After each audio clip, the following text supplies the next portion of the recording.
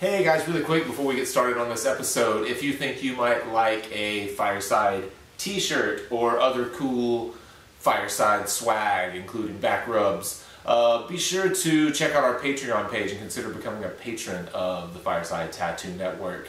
It helps us continue to provide free content to you guys, and then you get a little gift as well. The link is below. Please check it out. We would greatly appreciate it. Enjoy the episode.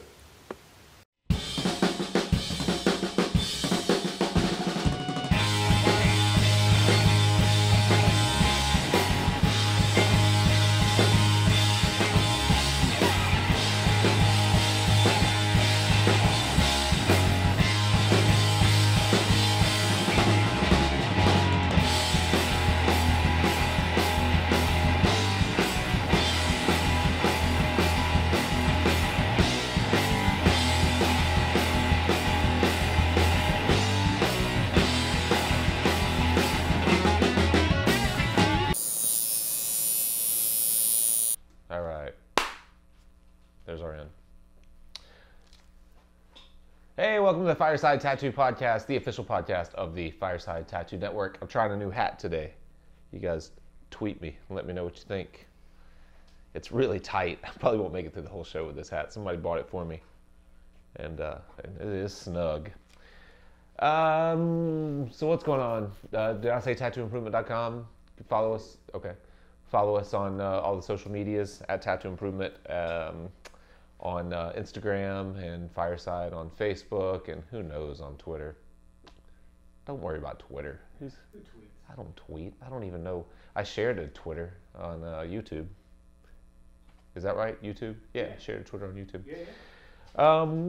What's going on? We talked last week about the Nick Baxter workshop, painting workshop. That's coming up July the 30th. Also, we will be podcasting and I'll be tattooing at Hell City, Phoenix in August. If you want to get tattooed, I haven't even announced it yet. This is it. That's my announcement, that I'm going to be doing some tattoos there. I rarely tattoo at conventions, and I haven't tattooed on the West Coast ever in my life. Or is that considered? Arizona's the West-ish coast? More Western than us. Yeah. So if you want to get tattooed, you can track me down, and we'll make that happen. If you want to be on the podcast, maybe we can do that too. Okay, so another solo episode. In this one, let's see, we're going to deal with, this is a question that we get a lot. I can't give credit to anyone because we get it a lot, and we have for years. And I'm going to tackle it from both the collector and the artist perspective. The question is, how often should I get my tattoos touched up? How often should I get my tattoos touched up? And the answer is every 3 to 6 months. See you later. Have a good night. So how often should you get your tattoos touched up? Well, let me. If you've watched this show for a long time, you've probably heard me say this before. But here's the thing about tattoos. So everyone, especially if they aren't heavily tattooed, you get a tattoo and you're like, oh my God, that blue is so bright, that teal is so pretty, and then it heals and you're like, oh, I wish it always looked like it did when it was fresh. So what's really happened there is whenever we put ink right on top of your skin, that ink is sitting right on top of your skin when you leave there, and it's nice and shiny and fresh and it looks really pretty. And then it goes through a healing process, and skin starts to fluff off, and then new skin grows over it. And then now you're not looking at ink on top of skin anymore. A couple of weeks later, you're looking at ink under skin. So think of it like if I were to grab some of this bright cadmium red that's on my palette over here, which is just bright as shit, just like it almost blinds you, and I put it on a canvas and I showed it to you, you'd be like, oh, that's the brightest red. And then I took it behind kind of a olivey tinted window piece of glass and I showed it to you. You'd be like, oh, that's not quite as red as it was before.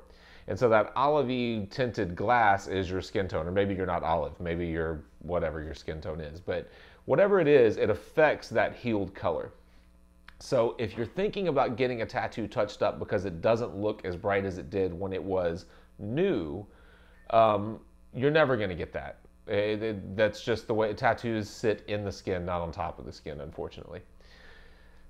Beyond that, if a tattoo was put in well, if it was designed well, if it's used as a full, if it uses a full value range, if it's a solid composition, it should age in a way where everything settles together. So your darkest dark is always still this much darker than your mid-tone and this much darker than your lightest light. And over time, although it will fade, it all ages and fades together. So theoretically, there's no need to get it touched up. That said, if you work in the sun, if you don't take care of yourself, things like that will affect it, because remember, you are looking through that tinted piece of glass now. You're not looking at fresh ink. You're looking through that window. So if that window is really dingy, if your arm, if your skin is really, is dingy, if you clean pools like Pool Boy here, then you're going to end up with some, you're going to end up with a little bit of dinginess or yellowiness or things like that on your tattoos. And touching it up, unfortunately, isn't the solution. Sunblock probably is the solution. Long sleeves, things like that. So, would it hurt to get your tattoo touched up every 5, 6, 10 years? No, probably not.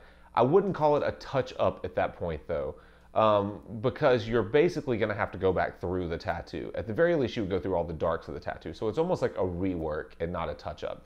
So if you're going to do that, be prepared to kind of pay for the tattoo again for whatever it cost you the first time. With the inflation of 5 years down the road, wherever those rates are these days, you're probably going to just buy the tattoo a second time. So if you're prepared to do that, that's cool. So now the second part of this, I want to talk about from the artist standpoint and the way that I think about reworking old tattoos or touching up old tattoos. First off, I think about them differently if they're my original designs or if I'm reworking somebody else's tattoo. Typically, if I'm reworking someone else's tattoo, I'm thinking compositionally all over again. I'm not really focused on reinforcing someone else's imagery like verbatim, like exactly the way that they laid it out there. I don't just want to go through and pack back over every little noodly thing that they did in their tattoos. Because it might not be the best solution to the problem in my mind. That said, my solution 10 years ago might not be the best solution to the problem either. So that kind of goes for my own tattoos. But definitely if I'm reworking someone else's work, I'm stepping back, I'm looking at the major shapes of the piece first, and I'm thinking about, like we've said 1,000 times, the hierarchy of the design. What am I trying to see in this composition? Are these other elements really supporting it? Does all of it need to be brought back to life, or does it do some good for some of it to fall back?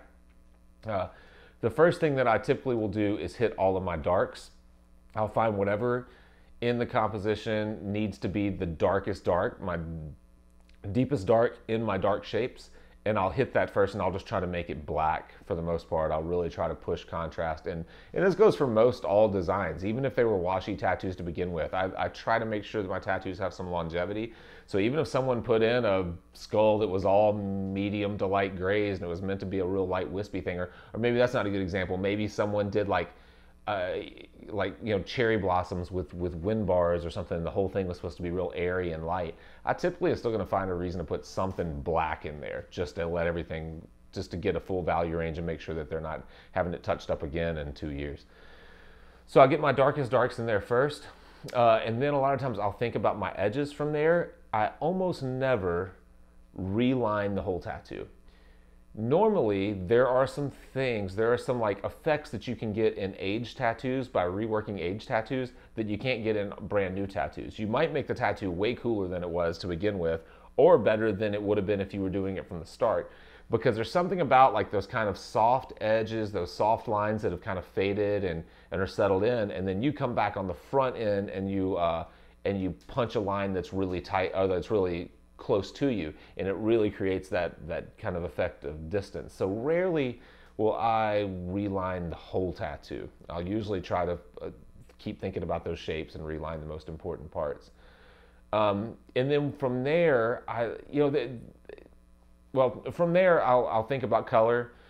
I don't just automatically go into all the light colors that have faded and go back through them. A lot of times it's a good opportunity to to lay in textural effects, to get really cool little blends from a new color that you lay in to a color that's washed out. You know, we always talk about like a lot of those like pale blues or yellows. Who was it? We were talking to Ty, maybe Pilata, that was talking about like, well, you can't laser yellows out, but just give them a couple of years and they're going to be gone anyway, so it won't really matter.